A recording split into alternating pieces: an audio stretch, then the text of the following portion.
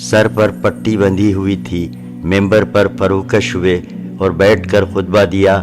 صحابہ کرام گردا گرد جمع تھے۔ فرمایا، یہود و نصارہ پر اللہ کی لعنت کہ انہوں نے اپنے انبیاء کی قبروں کو مساجد بنایا۔ ایک روایت میں ہے کہ یہود و نصارہ پر اللہ کی مار کہ انہوں نے اپنے انبیاء کی قبروں کو مسجد بنا لیا۔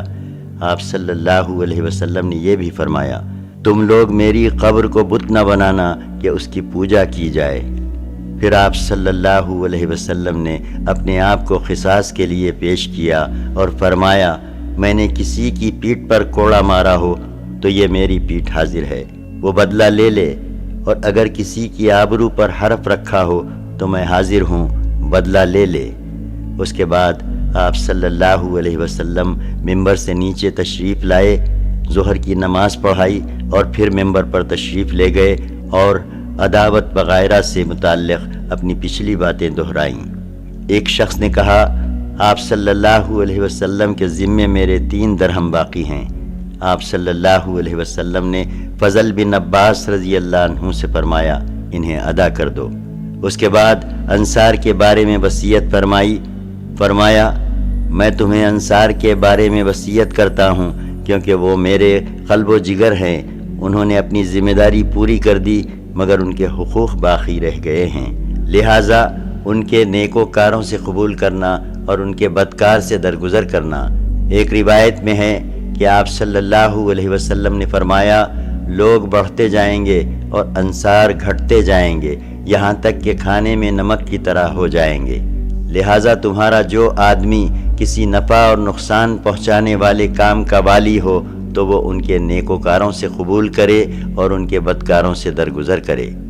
اس کے بعد آپ صلی اللہ علیہ وسلم نے فرمایا، ایک بندے کو اللہ نے اختیار دیا کہ وہ یا تو دنیا کی چمک دمک اور زیب و زینت میں سے جو کچھ چاہے اللہ اسے دے دے، یا اللہ کے پاس جو کچھ ہے اسے اختیار کر لے، تو اس بندے نے اللہ کے پاس والی چیز کو اختیار کر لیا۔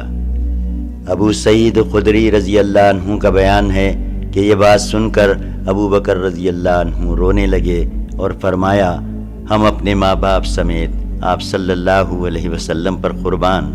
اس پر ہمیں تعجب ہوا۔ لوگوں نے کہا، اس بوڑھے کو دیکھو، رسول اللہ صلی اللہ علیہ وسلم تو ایک بندے کے بارے میں یہ بتا رہے ہیں کہ اللہ نے اسے اختیار دیا کہ دنیا کی چمک دمک اور زیب و زینت میں سے جو چاہے اللہ اسے دے دے، یا وہ اللہ کے پاس سے جو کچھ ہے اسے اختیار کر لے، اور یہ بوڑھا کہہ رہا ہے کہ ہم اپنے ماں باپ کے ساتھ آپ صلی اللہ علیہ وسلم پر قربان۔ لیکن چند دن بعد واضح ہوا کہ جس بندے کو اختیار دیا گیا تھا وہ خود رسول اللہ صلی اللہ علیہ وسلم تھے، اور ابو بکر رضی اللہ عنہ ہم میں سب سے زیادہ صاحب علم تھے۔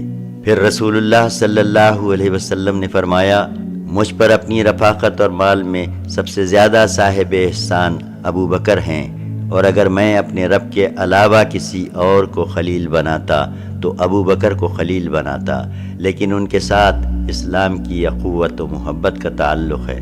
مسجد میں کوئی دروازہ باقی نہ چھوڑا جائے بلکہ اسے لازماً بند کر دیا جائے سوائے ابو بکر کے دروازے کے۔ 4 دن پہلے، وفات سے 4 دن پہلے جمعرات کو، جبکہ آپ صلی اللہ علیہ وسلم سخت تکلیف سے دوچار تھے، فرمایا، لاؤ میں تمہیں ایک تحریر لکھ دوں جس کے بعد تم لوگ کبھی گمراہ نہ ہوگے۔ اس وقت گھر میں کئی آدمی تھے جن میں حضرت عمر رضی اللہ عنہ بھی تھے۔ انہوں نے کہا، صلی اللہ علیہ وسلم پر تکلیف کا غلبہ ہے اور تمہارے پاس قرآن ہے، بس اللہ کی یہ کتاب تمہارے لیے کافی ہے۔ اس پر گھر کے اندر موجود لوگوں میں اختلاف پڑ گیا اور وہ جھگڑ پڑے۔ کوئی کہہ رہا تھا، لاؤ رسول اللہ صلی اللہ علیہ وسلم لکھ دیں، اور کوئی وہی کہہ رہا تھا جو حضرت عمر رضی اللہ عنہ نے کہا تھا۔ اس طرح لوگوں نے جب زیادہ شور و شغب اور اختلاف کیا تو رسول اللہ صلی اللہ علیہ وسلم نے فرمایا، میرے پاس سے اٹھ جاؤ۔ پھر اسی روز آپ صلی اللہ علیہ وسلم نے 3 باتوں کی وصیت فرمائی۔ ایک اس بات کی وصیت کہ یہود و نصارہ اور مشرکین کو جزیرۃ العرب سے نکال دینا۔ دوسرے اس بات کی وصیت کہ وفود کی اسی طرح نوازش کرنا جس طرح آپ صلی اللہ علیہ وسلم کیا کرتے تھے۔ البتہ تیسری بات کو راوی بھول گیا۔ غالباً یہ کتاب و سنت کو مضبوطی سے پکڑے رہنے کی وصیت تھی، یا لشکر اسامہ کو نافذ کرنے کی وصیت تھی، یا آپ صلی اللہ علیہ وسلم کا یہ ارشاد تھا کہ نماز اور تمہارے زیر دست یعنی غلاموں اور لونڈیوں کا خیال رکھنا۔ رسول اللہ صلی اللہ علیہ وسلم مرض کی شدت کے باوجود اس دن تک یعنی وفات سے 4 دن پہلے جمعرات تک تمام نمازیں خود ہی پڑھایا کرتے تھے۔ اس روز بھی مغرب کی نماز آپ صلی اللہ علیہ وسلم ہی نے پڑھائی اور اس میں سورہ والمرسلات عرفا پڑھی۔ لیکن عشاء کے وقت مرض کا ثقل اتنا بڑھ گیا کہ مسجد میں جانے کی طاقت نہ رہی۔ حضرت عائشہ رضی اللہ عنہا کا بیان ہے کہ نبی صلی اللہ علیہ وسلم نے دریافت فرمایا کہ کیا لوگوں نے نماز پڑھ لی؟ ہم نے کہا نہیں یا رسول اللہ صلی اللہ علیہ وسلم، اور وہ آپ صلی اللہ علیہ وسلم کا انتظار کر رہے ہیں۔ آپ صلی اللہ علیہ وسلم نے فرمایا میرے لیے لگن میں پانی رکھو۔ ہم نے ایسا ہی کیا۔ آپ صلی اللہ علیہ وسلم نے غسل فرمایا اور اس کے بعد اٹھنا چاہا، لیکن آپ صلی اللہ علیہ وسلم پر غشی طاری ہو گئی، پھر افاقہ ہوا تو آپ صلی اللہ علیہ وسلم نے دریافت کیا کیا لوگوں نے نماز پڑھ لی؟ ہم نے کہا نہیں یا رسول اللہ، اور وہ آپ صلی اللہ علیہ وسلم کا انتظار کر رہے ہیں۔ اس کے بعد دوبارہ اور پھر سے بارہ وہی بات پیش آئی جو پہلی بار پیش آ چکی تھی کہ آپ صلی اللہ علیہ وسلم نے غسل فرمایا، پھر اٹھنا چاہا تو آپ صلی اللہ علیہ وسلم پر غشی طاری ہو گئی۔ بالآخر آپ صلی اللہ علیہ وسلم نے حضرت ابو بکر رضی اللہ عنہ کو کہلبہ بھیجا کہ وہ لوگوں کو نماز پڑھائیں۔ چنانچہ ابو بکر رضی اللہ عنہ نے ان ایام میں نماز پڑھائی۔ نبی صلی اللہ علیہ وسلم کی حیات مبارکہ میں ان کی پڑھائی ہوئی نمازوں کی تعداد 17 ہے۔ حضرت عائشہ رضی اللہ عنہا نے نبی صلی اللہ علیہ وسلم سے 3 یا 4 بار مراجعہ فرمایا کہ امامت کا کام حضرت ابو بکر رضی اللہ عنہ کی بجائے کسی اور کو سونپ دیں۔ ان کا منشا یہ تھا کہ لوگ ابو بکر رضی اللہ عنہ کے بارے میں بدشگون نہ ہوں، لیکن نبی صلی اللہ علیہ وسلم نے ہر بار انکار فرما دیا اور فرمایا تم سب یوسف والیاں ہوں۔ حضرت یوسف علیہ السلام کے سلسلے میں جو عورتیں عزیز مصر کی بیوی کو ملامت کر رہی تھیں، وہ بظاہر تو اس کے فعل کے گھٹیا پن کا اظہار کر رہی تھیں، لیکن یوسف علیہ السلام کو دیکھ کر جب انہوں نے اپنی انگلیاں کاٹ لیں تو معلوم ہوا کہ یہ خود بھی در پردہ ان پر فریفتہ ہیں، یعنی وہ زبان سے کچھ کہہ رہی تھیں لیکن دل میں کچھ اور ہی بات تھی۔ یہی معاملہ یہاں بھی تھا۔ بظاہر تو رسول اللہ صلی اللہ علیہ وسلم سے کہا جا رہا تھا کہ ابو بکر رقیق القلب ہیں، آپ صلی اللہ علیہ وسلم کی جگہ کھڑے ہوں گے تو گریہ و زاری کے سبب خیرت نہ کر سکیں گے یا سنا نہ سکیں گے، لیکن دل میں یہ بات تھی کہ اگر خدا نہ خواستہ حضور صلی اللہ علیہ وسلم اسی مرض میں رحلت فرما گئے تو ابو بکر رضی اللہ عنہ کے بارے میں نحوست اور بدشگونی کا خیال لوگوں کے دل میں جاگزیں ہو جائے گا۔ چونکہ حضرت عائشہ رضی اللہ عنہا کی اس گزارش میں دیگر ازواج مطہرات بھی شریک تھیں، اس لیے آپ صلی اللہ علیہ وسلم نے فرمایا تم سب یوسف والیاں ہو، یعنی تمہارے بھی دل میں کچھ ہے اور زبان سے کچھ کہہ رہی ہو۔ ابو بکر رضی اللہ عنہ کو حکم دو وہ لوگوں کو نماز پڑھائیں۔ ایک دن یا 2 دن پہلے سنیچر یا اتوار کو نبی صلی اللہ علیہ وسلم نے اپنی طبیعت میں قدر تخفیف محسوس کی، چنانچہ 2 آدمیوں کے درمیان چل کر ظہر کی نماز کے لیے تشریف لائے۔ اس وقت ابو بکر رضی اللہ عنہ صحابہ کرام کو نماز پڑھا رہے تھے۔ وہ آپ صلی اللہ علیہ وسلم کو دیکھ کر پیچھے ہٹنے لگے۔ آپ صلی اللہ علیہ وسلم نے اشارہ فرمایا کہ پیچھے نہ ہٹیں اور لانے والوں سے فرمایا کہ مجھے ان کے بازو بٹھا دو۔ چنانچہ آپ صلی اللہ علیہ وسلم کو ابو بکر رضی اللہ عنہ کے بائیں بٹھا دیا گیا۔ اس کے بعد ابو بکر رضی اللہ عنہ رسول اللہ صلی اللہ علیہ وسلم کی نماز کی اقتدا کر رہے تھے اور صحابہ کرام کو تکبیر سنا رہے تھے۔ ایک دن پہلے وفات سے 1 دن پہلے بروز اتوار نبی صلی اللہ علیہ وسلم نے اپنے تمام غلاموں کو آزاد فرما دیا۔ پاس میں 7 دینار تھے، انہیں صدقہ کر دیا۔ اپنے ہتھیار مسلمانوں کو ہبہ فرما دیے۔ رات میں چراغ جلانے کے لیے حضرت عائشہ رضی اللہ عنہا نے تیل پڑوسن سے ادھار لیا۔ آپ صلی اللہ علیہ وسلم کی زرہ ایک یہودی کے پاس 30 سا یعنی کوئی 75 کلو جو کے عوض رہن رکھی ہوئی تھی۔ حیات مبارکہ کا آخری دن۔ حضرت انس رضی اللہ عنہ کا بیان ہے کہ دوشنبے کے روز مسلمان نماز فجر میں مصروف تھے اور ابو بکر رضی اللہ عنہ امامت فرما رہے تھے کہ اچانک رسول اللہ صلی اللہ علیہ وسلم نے حضرت عائشہ رضی اللہ عنہا کے حجرے کا پردہ ہٹایا اور صحابہ کرام پر جو صفیں باندھے نماز میں مصروف تھے نظر ڈالی، پھر تبسم فرمایا۔ ادھر ابو بکر رضی اللہ عنہ اپنے ایڑ کے بل پیچھے ہٹے کہ صف میں جا ملیں۔ انہوں نے سمجھا کہ رسول اللہ صلی اللہ علیہ وسلم نماز کے لیے تشریف لانا چاہتے ہیں۔ حضرت انس رضی اللہ عنہ کا بیان ہے کہ رسول اللہ صلی اللہ علیہ وسلم کے اس اچانک ظہور سے مسلمان اس قدر خوش ہوئے کہ چاہتے تھے کہ نماز کے اندر ہی فتنے میں پڑ جائیں، یعنی آپ صلی اللہ علیہ وسلم کی مزاج پرسی کے لیے نماز توڑ دیں، لیکن رسول اللہ صلی اللہ علیہ وسلم نے اپنے ہاتھ سے اشارہ فرمایا کہ اپنی نماز پوری کر لو، پھر حجرے کے اندر تشریف لے گئے اور پردہ گرا لیا۔ اس کے بعد رسول اللہ صلی اللہ علیہ وسلم پر کسی دوسری نماز کا وقت نہیں آیا۔ دن چڑھے چاشت کے وقت آپ صلی اللہ علیہ وسلم نے اپنی صاحبزادی حضرت فاطمہ رضی اللہ عنہا کو بلایا اور ان سے کچھ سرگوشی کی۔ وہ رونے لگیں۔ آپ صلی اللہ علیہ وسلم نے انہیں پھر بلایا اور کچھ سرگوشی کی تو وہ ہنسنے لگیں۔ حضرت عائشہ رضی اللہ عنہا کا بیان ہے کہ بعد میں ہمارے دریافت کرنے پر انہوں نے بتایا کہ پہلی بار نبی صلی اللہ علیہ وسلم نے مجھ سے سرگوشی کرتے ہوئے بتایا کہ آپ صلی اللہ علیہ وسلم اسی مرض میں وفات پا جائیں گے، اس لیے وہ روئی۔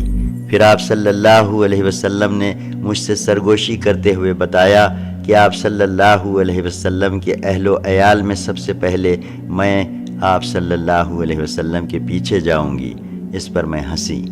نبی صلی اللہ علیہ وسلم نے حضرت فاطمہ رضی اللہ عنہا کو یہ بشارت بھی دی کہ آپ ساری خواتین عالم کی سیدہ یعنی سردار ہیں۔ اس وقت رسول اللہ صلی اللہ علیہ وسلم جس شدید کرب سے دوچار تھے اسے دیکھ کر حضرت فاطمہ بے ساختہ پکار اٹھیں، ہائے ابا جان کی تکلیف۔ آپ صلی اللہ علیہ وسلم نے فرمایا، تمہارے ابا پر آج کے بعد کوئی تکلیف نہیں۔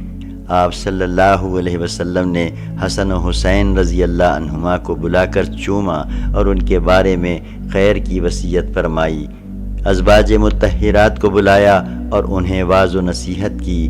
ادھر لمحہ بلمحہ تکلیف بڑھتی جا رہی تھی اور اس زہر کا اثر بھی ظاہر ہونا شروع ہو گیا تھا جسے آپ صلی اللہ علیہ وسلم کو خیبر میں کھلایا گیا تھا۔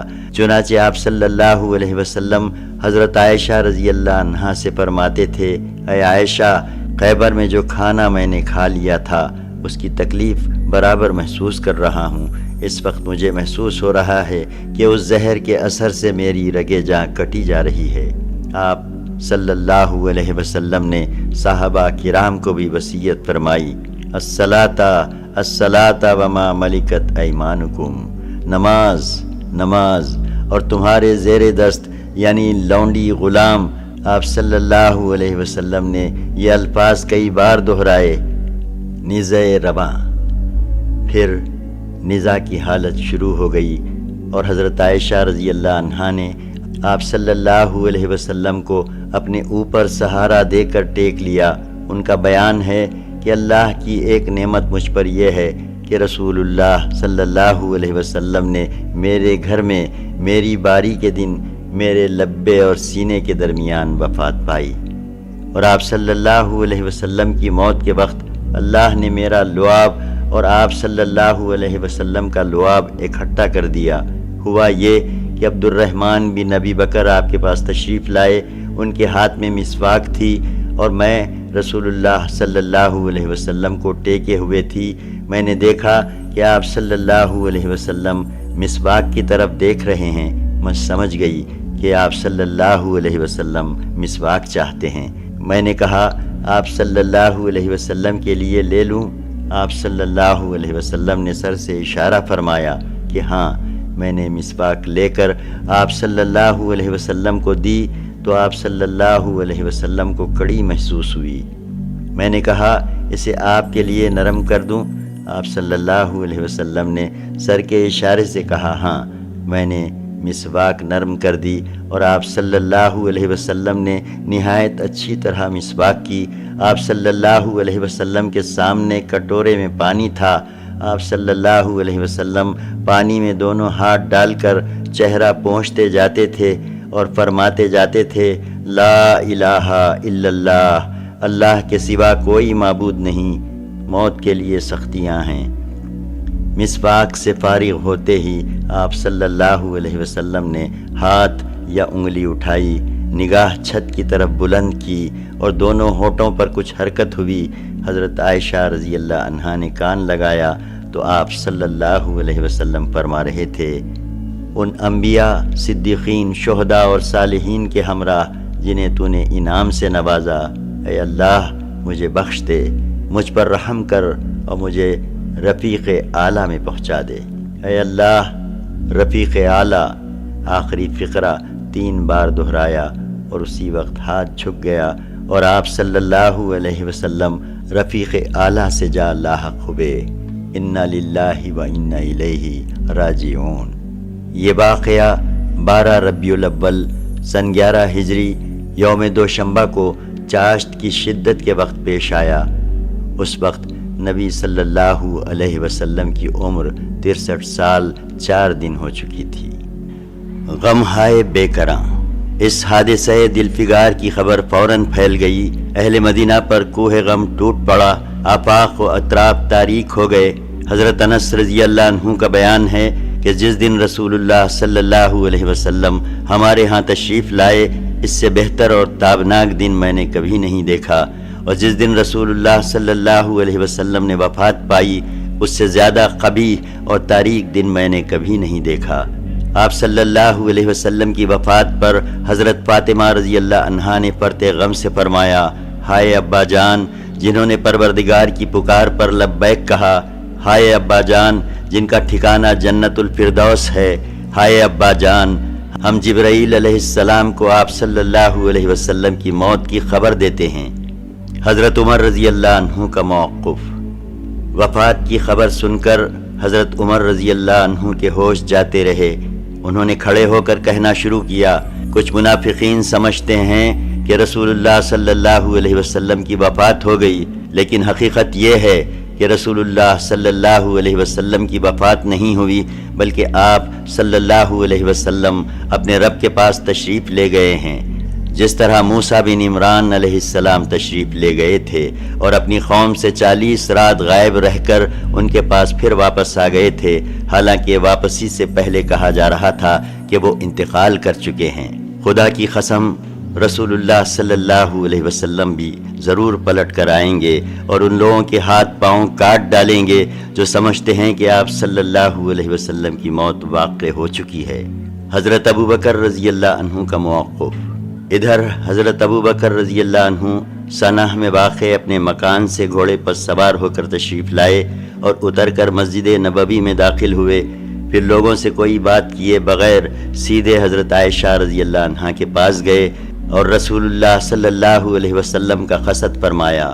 آپ صلی اللہ علیہ وسلم کا جسد مبارک دھاردار یمنی چادر سے ڈھکا ہوا تھا۔ حضرت ابوبکر رضی اللہ عنہ نے رخ انور سے چادر ہٹائی اور اسے چوما اور روئے، پھر فرمایا، میرے ماں باپ آپ صلی اللہ علیہ وسلم پر قربان، اللہ آپ پر 2 موت جمع نہیں کرے گا۔ جو موت آپ پر لکھ دی گئی تھی وہ آپ صلی اللہ علیہ وسلم کو آ چکی۔ اس کے بعد ابوبکر رضی اللہ عنہ باہر تشریف لائے۔ اس وقت بھی حضرت عمر رضی اللہ عنہ لوگوں سے بات کر رہے تھے۔ حضرت ابوبکر رضی اللہ عنہ نے ان سے کہا، عمر بیٹھ جاؤ۔ حضرت عمر رضی اللہ عنہ نے بیٹھنے سے انکار کر دیا۔ ادھر صحابہ کرام حضرت عمر رضی اللہ عنہ کو چھوڑ کر حضرت ابو بکر رضی اللہ عنہ کی طرف متوجہ ہو گئے۔ حضرت ابو بکر رضی اللہ عنہ نے فرمایا، اما بعد، تم میں سے جو شخص محمد الرسول اللہ صلی اللہ علیہ وسلم کی پوجا کرتا تھا تو وہ جان لے کہ محمد صلی اللہ علیہ وسلم کی موت واقع ہو چکی ہے، اور تم میں جو شخص اللہ کی عبادت کرتا تھا تو یقیناً اللہ ہمیشہ زندہ رہنے والا ہے، کبھی نہیں مرے گا۔ اللہ کا ارشاد ہے، سورہ 3 آیت 144، جس کا ترجمہ ہے، محمد صلی اللہ علیہ وسلم نہیں ہیں مگر رسول ہی، ان سے پہلے بھی بہت سے رسول گزر چکے ہیں، تو کیا اگر ان کی موت واقع ہو جائے یا وہ قتل کر دیے جائیں تو تم لوگ اپنی ایڑ کے بل پلٹ جاؤ گے؟ اور جو شخص اپنی ایڑ کے بل پلٹ جائے تو یاد رکھے کہ وہ اللہ کو کچھ نقصان نہیں پہنچا سکتا، اور ان قریب اللہ شکر کرنے والوں کو جزا دے گا۔ صحابہ کرام کو جو اب تک فرط غم سے حیران و ششدر تھے، انہیں حضرت ابو بکر رضی اللہ عنہ کا یہ خطاب سن کر یقین آ گیا کہ رسول اللہ صلی اللہ علیہ وسلم واقعی رحلت فرما چکے ہیں۔ چنانچہ حضرت ابن عباس رضی اللہ عنہ کا بیان ہے کہ واللہ ایسا لگتا تھا گویا لوگوں نے جانا ہی نہ تھا کہ اللہ نے یہ آیت نازل کی ہے، یہاں تک کہ ابو بکر رضی اللہ عنہ نے اس کی تلاوت کی تو سارے لوگوں نے ان سے یہ آیت اخذ کی، اور اب جس کسی انسان کو میں سنتا تو وہ اسی کی تلاوت کر رہا ہوتا۔ حضرت سعید بن مسیب رضی اللہ عنہ کہتے ہیں کہ حضرت عمر رضی اللہ عنہ نے فرمایا، واللہ میں نے جو ہی ابو بکر رضی اللہ عنہ کو یہ آیت تلاوت کرتے ہوئے سنا، خاک آلود ہو کر رہ گیا یا میری پیٹھ ٹوٹ کر گر گئی، حتیٰ کہ میرے پاؤں مجھے اٹھا ہی نہیں رہے تھے، حتیٰ کہ ابو بکر کو اس آیت کی تلاوت کرتے سن کر میں زمین کی طرف لڑک گیا، کیونکہ میں جان گیا کہ واقعی نبی صلی اللہ علیہ وسلم کی موت واقع ہو چکی ہے۔ تجہیز و تکفین اور تدفین۔ ادھر نبی صلی اللہ علیہ وسلم کی تجہیز و تکفین سے پہلے ہی آپ صلی اللہ علیہ وسلم کی جانشینی کے معاملے میں اختلاف پڑ گیا۔ سقیقہ بنی سعدہ میں مہاجرین و انصار کے درمیان بحث و مناقشہ ہوا، حجت و گفتگو ہوئی، سوال و جواب ہوا، اور بالآخر حضرت ابو بکر رضی اللہ عنہ کی خلافت پر اتفاق ہو گیا۔ اس کام میں دوشنبے کا باقی ماندہ دن گزر گیا اور رات آ گئی۔ لوگ نبی صلی اللہ علیہ وسلم کی تجہیز و تکفین کے بجائے اس دوسرے کام میں مشغول رہے۔ پھر رات گزری اور منگل کی صبح ہوئی۔ اس وقت تک آپ صلی اللہ علیہ وسلم کا جسد مبارک ایک دھاردار یمنی چادر سے ڈھکا بستر ہی پر رہا۔ گھر کے لوگوں نے باہر سے دروازہ بند کر دیا تھا۔ منگل کے روز آپ صلی اللہ علیہ وسلم کو کپڑے اتارے بغیر غسل دیا گیا۔ غسل دینے والے حضرات یہ تھے: حضرت عباس، حضرت علی، حضرت عباس کے دو صاحبزادگان فضل اور قاسم، رسول اللہ صلی اللہ علیہ وسلم کے آزاد کردہ غلام شخران، حضرت اسامہ بن زید اور اوس بن خولہ رضی اللہ عنہم۔ حضرت عباس، فضل اور قاسم آپ صلی اللہ علیہ وسلم کی کربٹ بدل رہے تھے۔ حضرت اسامہ اور شخران پانی بہا رہے تھے۔ حضرت علی رضی اللہ عنہ غسل دے رہے تھے، اور حضرت اوس رضی اللہ عنہ نے آپ کو اپنے سینے سے ٹیک رکھا تھا۔ اس کے بعد آپ صلی اللہ علیہ وسلم کو 3 سفید یمنی چادروں میں کفنایا گیا۔ ان میں کرتا اور پگڑی نہ تھی، بس آپ صلی اللہ علیہ وسلم کو چادروں ہی میں لپیٹ دیا گیا تھا۔ آپ صلی اللہ علیہ وسلم کی آخری آرام گاہ کے بارے میں بھی صحابہ کرام کی رائیں مختلف تھیں، لیکن حضرت ابو بکر رضی اللہ عنہ نے فرمایا کہ میں نے رسول اللہ صلی اللہ علیہ وسلم کو یہ فرماتے ہوئے سنا ہے کہ کوئی نبی بھی نہیں اٹھایا گیا مگر اس کی تدفین وہیں ہوئی جہاں اٹھایا گیا۔ اس فیصلے کے بعد حضرت ابو طلحہ رضی اللہ عنہ نے آپ صلی اللہ علیہ وسلم کا وہ بستر اٹھایا جس پر آپ صلی اللہ علیہ وسلم کی وفات ہوئی تھی، اور اسی کے نیچے قبر کھودی۔ قبر لحد والی یعنی بغلی کھودی گئی تھی۔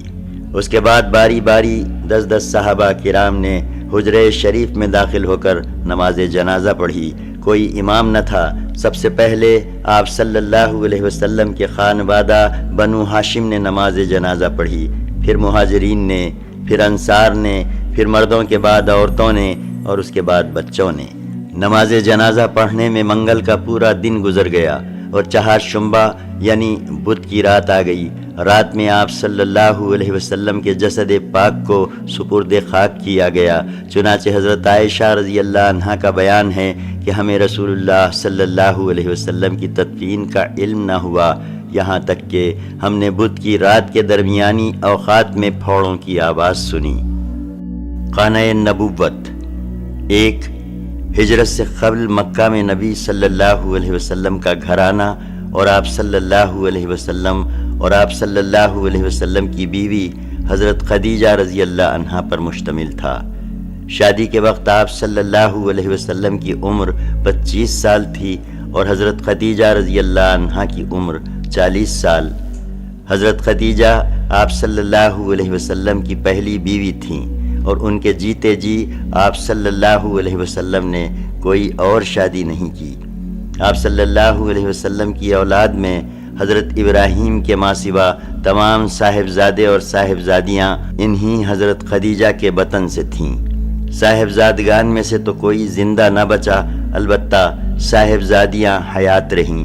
ان کے نام یہ ہیں: زینب، رقیہ، ام کلثوم اور فاطمہ رضی اللہ عنہا۔ زینب کی شادی ہجرت سے پہلے ان کے پھوپھیزاد بھائی حضرت ابو العاص بن ربیع سے ہوئی۔ رقیہ اور ام کلثوم کی شادی یکے بعد دیگرے حضرت عثمان رضی اللہ عنہ سے ہوئی۔ حضرت فاطمہ کی شادی جنگ بدر اور جنگ احد کے درمیانی عرصے میں حضرت علی بن ابی طالب رضی اللہ عنہ سے ہوئی اور ان کے وطن سے حسن، حسین، زینب اور ام کلثوم پیدا ہوئیں۔ معلوم ہے کہ نبی صلی اللہ علیہ وسلم کو امت کے بالمقابل یہ امتیازی خصوصیت حاصل تھی کہ آپ صلی اللہ علیہ وسلم مختلف اغراض کے پیش نظر 4 سے زیادہ شادیاں کر سکتے تھے۔ چنانچہ جن عورتوں سے آپ صلی اللہ علیہ وسلم نے عقد فرمایا ان کی تعداد 11 تھی، جن میں سے 9 عورتیں آپ صلی اللہ علیہ وسلم کی رحلت کے وقت حیات تھیں اور 2 عورتیں آپ صلی اللہ علیہ وسلم کی زندگی ہی میں وفات پا چکی تھیں، یعنی حضرت خدیجہ اور ام المساکین حضرت زینب بنت خزیمہ رضی اللہ عنہا۔ ان کے علاوہ مزید 2 عورتیں ہیں جن کے بارے میں اختلاف ہے کہ آپ صلی اللہ علیہ وسلم کا ان سے عقد ہوا تھا یا نہیں، لیکن اس پر اتفاق ہے کہ انہیں آپ کے پاس رخصت نہیں کیا گیا۔ ذیل میں ہم ان ازواج مطہرات کے نام اور ان کے مختصر حالات ترتیب بار پیش کر رہے ہیں۔ 2. حضرت سودا بنت زمعہ رضی اللہ عنہا۔ ان سے رسول اللہ صلی اللہ علیہ وسلم نے حضرت خدیجہ کی وفات کے چند دن بعد نبوت کے 10ویں سال ماہ شوال میں شادی کی۔ آپ صلی اللہ علیہ وسلم سے پہلے حضرت سودا رضی اللہ عنہا اپنے چچیرے بھائی سکران بن عمرو کے عقد میں تھیں اور وہ انہیں بیوہ چھوڑ کر انتقال کر چکے تھے۔ 3. حضرت عائشہ صدیقہ بنت ابی بکر صدیق رضی اللہ عنہما۔ ان سے رسول اللہ صلی اللہ علیہ وسلم نے نبوت کے 11ویں برس ماہ شوال میں شادی کی، یعنی حضرت سودا رضی اللہ عنہا سے شادی کے 1 سال بعد اور ہجرت سے 2 برس 5 ماہ پہلے۔ اس وقت ان کی عمر 6 برس تھی۔ پھر ہجرت کے 7 ماہ بعد شوال سن 1 ہجری میں انہیں رخصت کیا گیا۔ اس وقت ان کی عمر 9 برس تھی اور وہ باکرہ تھیں۔ ان کے علاوہ کسی اور باکرہ عورت سے آپ صلی اللہ علیہ وسلم نے شادی نہیں کی۔ حضرت عائشہ رضی اللہ عنہا آپ کی سب سے محبوب بیوی تھیں اور امت کی عورتوں میں علی الاطلاق سب سے زیادہ فقیہ اور صاحب علم تھیں۔ 4. حضرت حفصہ بنت عمر بن خطاب رضی اللہ عنہما۔ ان کے پہلے شوہر خنیز بن حذافہ سہمی رضی اللہ عنہ تھے، جو بدر اور احد کے درمیانی عرصے میں رحلت کر گئے اور وہ بیوہ ہو گئیں۔ پھر رسول اللہ صلی اللہ علیہ وسلم نے ان سے شادی کر لی۔ شادی کا یہ واقعہ سن 3 ہجری کا ہے۔ 5. حضرت زینب بنت خزیمہ رضی اللہ عنہما۔ یہ قبیلہ بنو ہلال بن عامر بن صعصعہ سے تعلق رکھتی تھیں۔ مسکینوں پر رحم و مربت اور رقت و رافت کے سبب ان کا لقب ام المساکین پڑ گیا تھا۔ یہ حضرت عبداللہ بن جہش کے عقد میں تھیں۔ وہ جنگ احد میں شہید ہو گئے تو رسول اللہ صلی اللہ علیہ وسلم نے سن 4 ہجری میں ان سے شادی کر لی، مگر صرف 8 ماہ رسول اللہ صلی اللہ علیہ وسلم کی زوجیت میں رہ کر وفات پا گئیں۔ 6. ام سلمہ ہند بنت ابی امیہ رضی اللہ عنہما، یہ ابو سلمہ رضی اللہ عنہ کے عقد میں تھیں۔ جمادی الاخرہ سن 4 ہجری میں حضرت ابو سلمہ کا انتقال ہو گیا، تو ان کے بعد شوال سن 4 ہجری میں رسول اللہ صلی اللہ علیہ وسلم نے ان سے شادی کر لی۔ 7 زینب بنت جہش بن ریاب رضی اللہ عنہما، یہ قبیلہ بنو اسد بن خزیمہ سے تعلق رکھتی تھیں اور رسول اللہ صلی اللہ علیہ وسلم کی پھوپھی کی صاحبزادی تھیں۔ ان کی شادی پہلے حضرت زید بن حارثہ سے ہوئی تھی، جنہیں رسول اللہ صلی اللہ علیہ وسلم کا بیٹا سمجھا جاتا تھا، لیکن حضرت زید سے نباہ نہ ہو سکا اور انہوں نے طلاق دے دی۔ خاتمہ عدت کے بعد اللہ تعالیٰ نے رسول اللہ صلی اللہ علیہ وسلم کو مخاطب کرتے ہوئے یہ آیت نازل فرمائی، جس کا ترجمہ ہے، جب زید نے ان سے اپنی ضرورت پوری کر لی تو ہم نے انہیں آپ کی زوجیت میں دے دیا۔ انہی کے تعلق سے سورہ احزاب کی مزید کئی آیات نازل ہوئیں، جن میں متبنہ یعنی بے پالغ قضیے کا 2 ٹوک فیصلہ کر دیا گیا۔ تفصیل آگے آ رہی ہے۔ حضرت زینب سے رسول اللہ صلی اللہ علیہ وسلم کی شادی ذیقعد سن 5 ہجری میں یا اس سے کچھ عرصہ پہلے ہوئی۔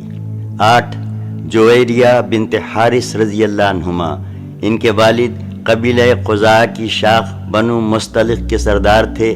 حضرت جویریہ بنت مستلق کے قیدیوں میں لائی گئی تھیں اور حضرت ثابت بن قیس بن شماس رضی اللہ عنہ کے حصے میں پڑی تھیں۔ انہوں نے حضرت جویریہ سے مکاتبت کر لی، یعنی ایک مقررہ رقم کے عوض آزاد کر دینے کا معاملہ طے کر لیا۔ اس کے بعد رسول اللہ صلی اللہ علیہ وسلم نے ان کی طرف سے مقررہ رقم ادا فرما دی اور ان سے شادی کر لی۔ یہ شعبان سن 5 ہجری یا سن 6 ہجری کا واقعہ ہے۔ 9 ام حبیبہ رملہ بنت ابی سفیان رضی اللہ عنہما، یہ عبید اللہ بن جہش کے عقد میں تھیں اور اس کے ساتھ ہجرت کر کے حبشہ بھی گئی تھیں، لیکن عبید اللہ نے وہاں جانے کے بعد مرتد ہو کر عیسائی مذہب قبول کر لیا اور پھر وہیں انتقال کر گیا، لیکن ام حبیبہ اپنے دین اور اپنی ہجرت پر قائم رہیں۔ جب رسول اللہ صلی اللہ علیہ وسلم نے محرم سن 7 ہجری میں عمرو بن امیہ زمری کو اپنا خط دے کر نجاشی کے پاس بھیجا تو نجاشی کو یہ پیغام بھی دیا کہ ام حبیبہ سے آپ کا نکاح کر دے۔ اس نے ام حبیبہ کی منظوری کے بعد ان سے آپ صلی اللہ علیہ وسلم کا نکاح کر دیا اور شرجیل بن حسنہ کے ساتھ انہیں آپ صلی اللہ علیہ وسلم کی خدمت میں بھیج دیا۔ 10 حضرت صفیہ بنت حیی بن اخطب رضی اللہ عنہما، یہ بنی اسرائیل سے تھیں اور خیبر میں قید کی گئیں، لیکن رسول اللہ صلی اللہ علیہ وسلم نے انہیں اپنے لیے منتخب فرما لیا اور آزاد کر کے شادی کر لی۔ یہ فتح خیبر سن 7 ہجری کے بعد کا واقعہ ہے۔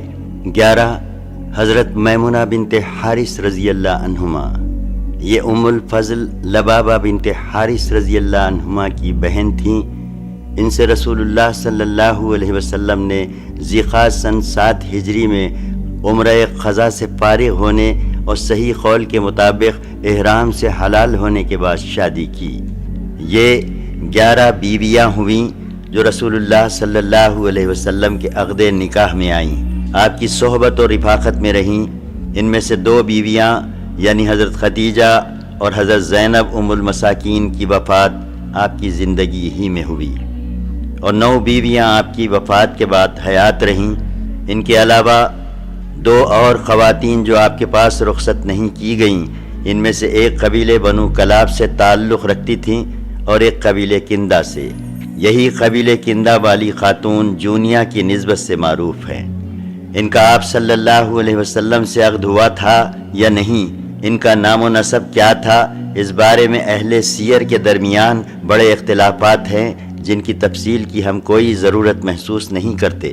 جہاں تک لونڈیوں کا معاملہ ہے تو مشہور یہ ہے کہ آپ صلی اللہ علیہ وسلم نے 2 لونڈیوں کو اپنے پاس رکھا، ایک ماریا خبتیہ کو جنہیں مخوخس فرمان روائے مصر نے بطور ہدیہ بھیجا تھا۔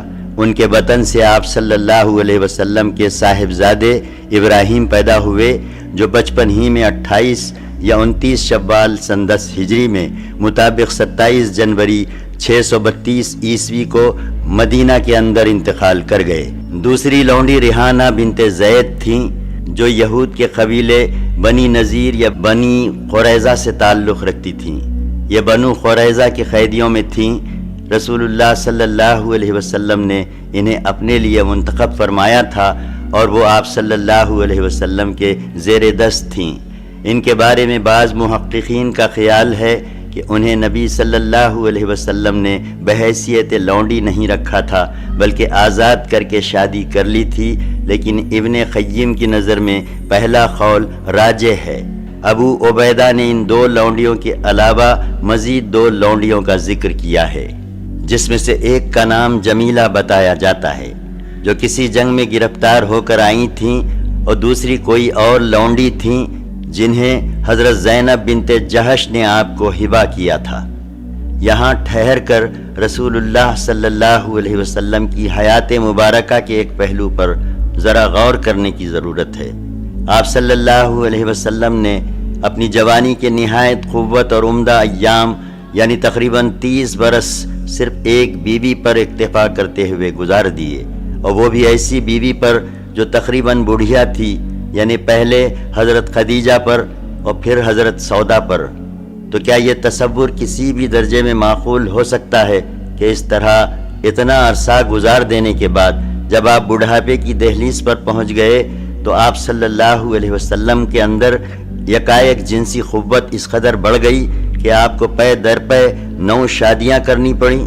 جی نہیں، آپ کی زندگی کے لیے ان دونوں حصوں پر نظر ڈالنے کے بعد کوئی بھی ہوش مند آدمی اس تصور کو معقول تسلیم نہیں کر سکتا۔ حقیقت یہ ہے کہ آپ صلی اللہ علیہ وسلم نے اتنی بہت ساری شادیاں کچھ دوسرے ہی اغراض و مقاصد کے تحت کی تھیں، جو عام شادیوں کے مقررہ مقصد سے بہت ہی زیادہ عظیم القدر اور جلیل تر تھے۔ اس کی توضیح یہ ہے کہ آپ نے حضرت عائشہ اور حضرت حفصہ رضی اللہ عنہما سے شادی کر کے حضرت ابو بکر و عمر رضی اللہ عنہما کے ساتھ جو رشتہ مصارحت قائم کیا، اسی طرح حضرت عثمان رضی اللہ عنہ سے پے در پے اپنی 2 صاحبزادیوں حضرت رقیہ پھر حضرت ام کلثوم کی شادی کر کے، اور حضرت علی رضی اللہ عنہ سے اپنی لخت جگر حضرت فاطمہ کی شادی کر کے جو رشتہائے مصارحت قائم کیے۔ ان کا مقصود یہ تھا کہ آپ ان چاروں بزرگوں سے اپنے تعلقات نہایت پختہ کر لیں، کیونکہ یہ چاروں بزرگ پیچیدہ ترین مراحل میں اسلام کے لیے فداکاری و جاں سپاری کا جو امتیازی وصف رکھتے تھے وہ معروف ہے۔ عرب کا دستور تھا کہ وہ رشتہ مصارحت کا بڑا احترام کرتے تھے۔ ان کے نزدیک دامادی کا رشتہ مختلف قبائل کے درمیان قربت کا ایک اہم باب تھا، اور داماد سے جنگ لڑنا اور محاذ آرائی کرنا بڑے شرم اور عار کی بات تھی۔ اس دستور کو سامنے رکھ کر رسول اللہ صلی اللہ علیہ وسلم نے چند شادیاں اس مقصد سے کیں کہ مختلف افراد اور قبائل کی اسلام دشمنی کا زور توڑ دیں اور ان کے بغض و نفرت کی چنگاری بجھا دیں۔ چنانچہ حضرت ام سلمہ رضی اللہ عنہا قبیلہ بنی مخزوم سے تعلق رکھتی تھیں، جو ابو جہل اور خالد بن ولید کا قبیلہ تھا۔ جب نبی صلی اللہ علیہ وسلم نے ان سے شادی کر لی تو خالد بن ولید میں وہ سختی نہ رہی جس کا مظاہرہ وہ احد میں کر چکے تھے، بلکہ تھوڑے ہی عرصے بعد انہوں نے اپنی مرضی، خوشی اور خواہش سے اسلام قبول کر لیا۔ اسی طرح جب آپ صلی اللہ علیہ وسلم نے ابو سفیان کی صاحبزادی ام حبیبہ سے شادی کر لی تو ابو سفیان ان کے مد مقابل نہ آیا، اور جب حضرت جویریہ اور حضرت صفیہ آپ کی زوجیت میں آ گئیں تو قبیلہ بنی مصطلق اور قبیلہ بنی نذیر نے محاذ آرائی چھوڑ دی۔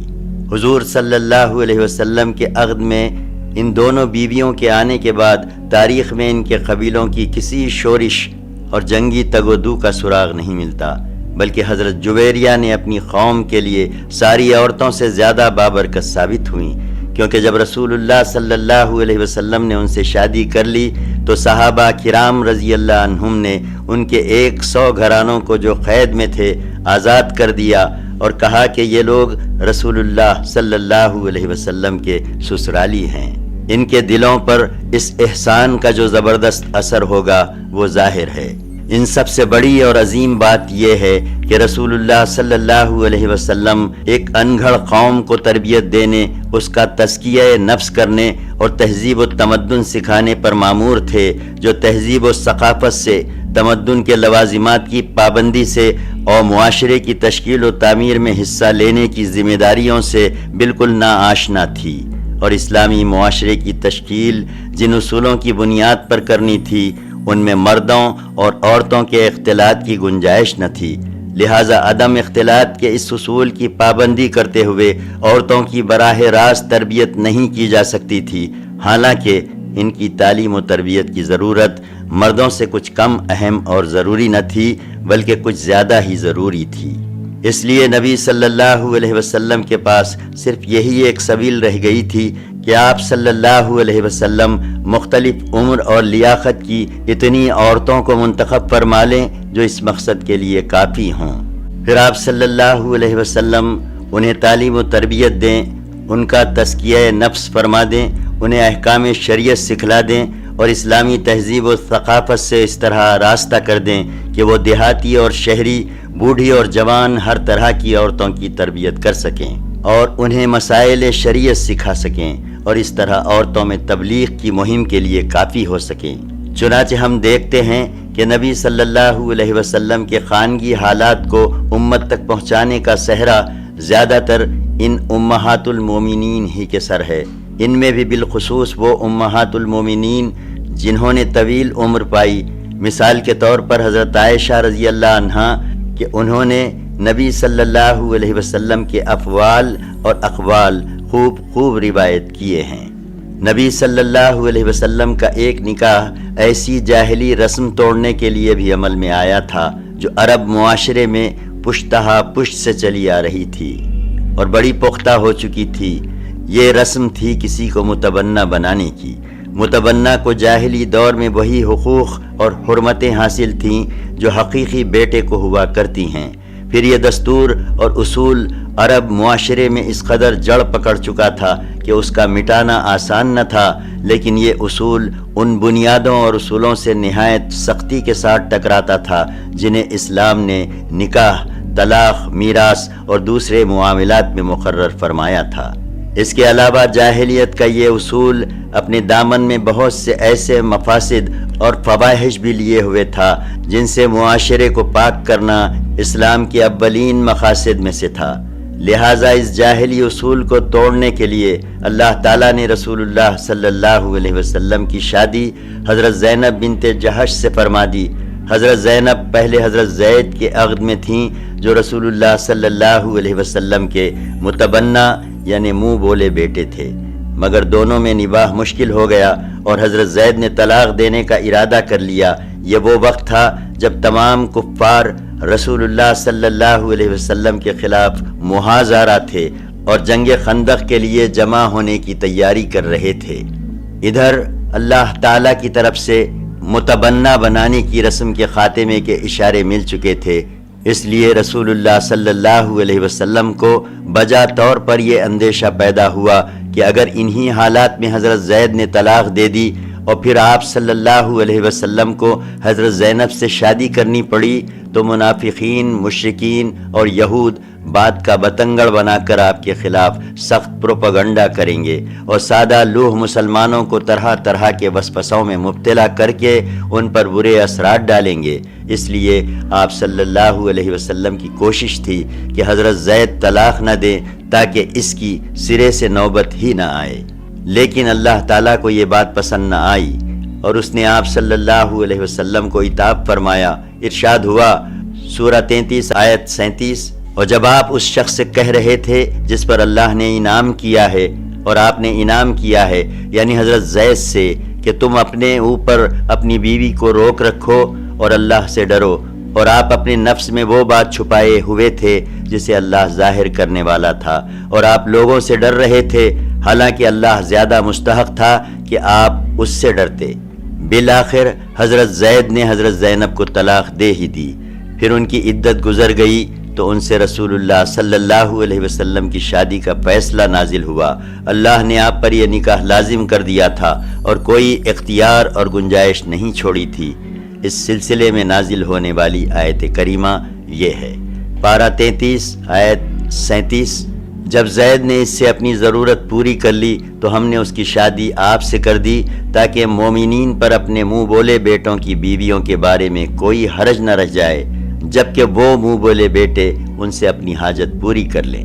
اس کا مقصد یہ تھا کہ منہ بولے بیٹوں سے متعلق جاہلی اصول عملاً بھی توڑ دیا جائے، جس طرح اس سے پہلے اس ارشاد کے ذریعے قولاً توڑا جا چکا تھا۔ پارہ 33 آیت 4، انہیں ان کے باپ کی نسبت سے پکارو، یہی اللہ کے نزدیک زیادہ انصاف کی بات ہے۔ محمد تمہارے مردوں میں سے کسی کے باپ نہیں ہیں، بلکہ اللہ کے رسول اور خاتم النبیین ہیں۔ اس موقع پر یہ بات بھی یاد رکھنی چاہیے کہ جب معاشرے میں کوئی رواج اچھی طرح جڑ پکڑ لیتا ہے تو محض بات کے ذریعے اسے مٹانا یا اس میں تبدیلی لانا بیشتر اوقات ممکن نہیں ہوا کرتا، بلکہ جو شخص اس کے خاتمے یا تبدیلی کا داعی ہو اس کا عملی نمونہ موجود رہنا بھی ضروری ہو جاتا ہے۔ صلح حدیبیہ کے موقع پر مسلمانوں کی طرف سے جس حرکت کا ظہور ہوا اس سے اس حقیقت کی بخوبی وضاحت ہوتی ہے۔ اس موقع پر کہاں تو مسلمانوں کی وفاداری کا یہ عالم تھا کہ جب عربہ بن مسعود ثقفی نے انہیں دیکھا تو دیکھا کہ رسول اللہ صلی اللہ علیہ وسلم کا تھوک اور کھنکار بھی ان میں سے کسی نہ کسی صحابی کے ہاتھ ہی میں پڑ رہا ہے، اور جب آپ وضو فرماتے ہیں تو صحابہ کرام آپ کے وضو سے گرنے والا پانی لینے کے لیے اس طرح ٹوٹ پڑ رہے ہیں کہ معلوم ہوتا ہے کہ آپس میں الجھ پڑیں گے۔ جی ہاں، یہ وہی صحابہ کرام تھے جو درخت کے نیچے موت یا عدم فرار پر بیعت کرنے کے لیے ایک دوسرے سے سبقت لے جا رہے تھے، اور یہ وہی صحابہ کرام تھے جو ابو بکر و عمر جیسے جانثاران رسول بھی تھے، لیکن انہی صحابہ کرام کو جو آپ صلی اللہ علیہ وسلم پر مر مٹنا اپنی انتہائی سعادت و کامیابی سمجھتے تھے، جب آپ صلی اللہ علیہ وسلم نے صلح کا معاہدہ طے کر لینے کے بعد حکم دیا کہ اٹھ کر اپنی ہدی یعنی قربانی کے جانور ذبح کر دیں، تو آپ صلی اللہ علیہ وسلم کے حکم کی بجا آوری کے لیے کوئی ٹس سے مس نہ ہوا، یہاں تک کہ آپ خلق و اضطراب سے دوچار ہو گئے۔ لیکن جب حضرت ام سلمہ رضی اللہ عنہا نے آپ کو مشورہ دیا کہ آپ اٹھ کر چپ چاپ اپنا جانور ذبح کر دیں، اور آپ نے ایسا ہی کیا، تو ہر شخص آپ کے طرز عمل کی پیروی کے لیے دوڑ پڑا، اور تمام صحابہ نے لپک لپک کر اپنے جانور ذبح کر دیے۔ اس واقعے سے سمجھا جا سکتا ہے کہ کسی پختہ رواج کو مٹانے کے لیے قول و عمل کے اثرات میں کتنا زیادہ فرق ہے۔ اس لیے متبنہ کا جاہلی اصول عملی طور پر توڑنے کے لیے آپ صلی اللہ علیہ وسلم کا نکاح آپ صلی اللہ علیہ وسلم کے منہ بولے بیٹے حضرت زید کی مطلقہ سے کرایا گیا۔ اس نکاح کا عمل میں آنا تھا کہ منافقین نے آپ صلی اللہ علیہ وسلم کے خلاف نہایت وسیع پیمانے پر جھوٹے پروپیگنڈے شروع کر دیے اور طرح طرح کے وسوسے اور افواہیں پھیلائیں، جس کے کچھ نہ کچھ اثرات سادہ لوح مسلمانوں پر بھی پڑے۔ اس پروپیگنڈے کو تقویت پہنچانے کے لیے ایک شرعی پہلو بھی منافقین کے ہاتھ آ گیا تھا کہ حضرت زینب رضی اللہ عنہا آپ کی 5ویں بیوی تھیں، جبکہ مسلمان بیک وقت 4 بیویوں سے زیادہ کی حلت جانتے ہی نہ تھے۔ ان سب کے علاوہ پروپیگنڈے کی اصل جان یہ تھی کہ حضرت زید رسول اللہ صلی اللہ علیہ وسلم کے بیٹے سمجھے جاتے تھے، اور بیٹے کی بیوی سے شادی کرنا نہایت گندی فحشکاری تھی۔ بالآخر اللہ تعالیٰ نے سورہ احزاب میں ان دونوں موضوع سے متعلق کافی شافی آیات نازل کیں، اور صحابہ کو معلوم ہو گیا کہ اسلام میں منہ بولے بیٹے کی کوئی حیثیت نہیں، اور یہ کہ اللہ تعالیٰ نے کچھ نہایت بلند پایا اور مخصوص مقاصد کے تحت اپنے رسول صلی اللہ علیہ وسلم کو خصوصیت کے ساتھ شادی کی تعداد کے سلسلے میں اتنی وسعت دی ہے جو کسی اور کو نہیں دی گئی ہے۔ امہات المومنین کے ساتھ رسول اللہ صلی اللہ علیہ وسلم کی رہائش نہایت شریفانہ، باعزت، بلند پایا اور عمدہ انداز کی تھی۔ ازواج مطہرات بھی شرف، قناعت، صبر، تواضع، خدمت اور ازدواجی حقوق کی نگہداشت کا مرخہ تھیں۔ حالانکہ آپ بڑی روکھی پھیکی اور سخت زندگی گزار رہے تھے، جسے برداشت کر لینا دوسروں کے بس کی بات نہیں۔ حضرت انس رضی اللہ عنہ کا بیان ہے کہ مجھے علم نہیں کہ رسول اللہ صلی اللہ علیہ وسلم نے کبھی میدے کی نرم روٹی کھائی ہو، یہاں تک کہ اللہ سے جا ملے، اور نہ آپ صلی اللہ علیہ وسلم نے اپنی آنکھ سے کبھی بھنی ہوئی بکری دیکھی۔ حضرت عائشہ رضی اللہ عنہا کا بیان ہے کہ 2 ماہ گزر جاتے، تیسرے مہینے کا چاند نظر آ جاتا اور رسول اللہ صلی اللہ علیہ وسلم کے گھر میں آگ نہ جلتی۔ حضرت عروہ نے دریافت کیا کہ تب آپ لوگ کیا کھاتی تھیں؟ فرمایا بس 2 کالی چیزیں، یعنی کھجور اور پانی۔ اس مضمون کی احادیث بکثرت ہیں۔ اس تنگی و ترشی کے باوجود ازواج مطہرات سے کوئی لائق عتاب حرکت صادر نہ ہوئی۔ صرف ایک دفعہ ایسا ہوا، اور وہ بھی اس لیے کہ ایک تو انسانی فطرت کا تقاضا ہی کچھ ایسا ہے، دوسرے اسی بنیاد پر کچھ احکامات شروع کرنے تھے۔ چنانچہ اللہ تعالیٰ نے اسی موقع پر آیت نازل فرمائی جو یہ تھی، سورہ 33 آیت 28 اور 29۔ اے نبی، اپنی بیویوں سے کہہ دو کہ اگر تم دنیا کی زندگی اور زینت چاہتی ہو تو آؤ، میں تمہیں ساز و سامان دے کر بھلائی کے ساتھ رخصت کر دوں، اور اگر تم اللہ اور اس کے رسول اور دار آخرت کو چاہتی ہو تو بے شک اللہ نے تم میں سے نیکوکاروں کے لیے زبردست اجر تیار کر رکھا ہے۔ اب ان ازواج مطہرات کے شرف و عظمت کا اندازہ کیجئے کہ ان سب نے اللہ اور اس کے رسول صلی اللہ علیہ وسلم کو ترجیح دی، اور ان میں سے کوئی ایک بھی دنیا کی طرف مائل نہ ہوئی۔